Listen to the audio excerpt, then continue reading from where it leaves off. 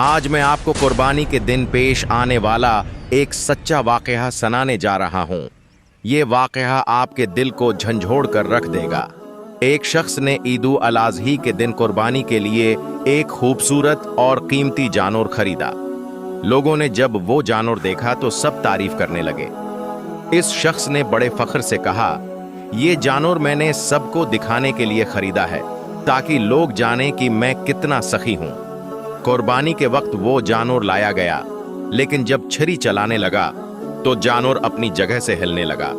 बेचैन हो गया, छुरी चल ही नहीं रही थी। कई बार कोशिश की लेकिन नाकाम रहा। आखिरकार उलमा को बुलाया गया। जब उलमा ने पूछा कि तुमने किस नियत से कुर्बानी की है, तो वो शख्स खामोश हो गया।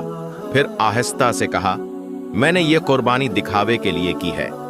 उलमा ने फरमाया, अल्लाह को न तुम्हारा गोश्त पहुंचता है न खून, अल्लाह को तुम्हारी नीयत पहुंचती है।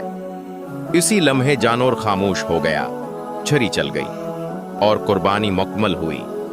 लेकिन सबको ये सबक मिल गया कि कुर्बानी का असल मकसद सिर्फ अल्लाह की रजा है, न कि दुनिया को दिखाना। मोहतरम नाजरीन, अगर आपको ये वाकया पसंद आया हो तो बराए मेहरबानी वीडियो को लाइक कीजिए, कमेंट में अपनी राय का इजहार कीजिए और उसे दूसरों के साथ ज़रूर शेयर कीजिए ताकि ये पैगाम हर दिल तक पहुंच सके। मज़ीद ऐसे ईमान अफरोज़ वाक़यात के लिए हमारे यूट्यूब चैनल ए कासमी को सब्सक्राइब कीजिए, जहां हम आपके लिए सच्चे इस्लामी वाक़यात और सबक आमोज़ कहानियां पेश करते हैं। जज़ाकम अल्लाह खैरन, अल्लाह हाफ़िज़।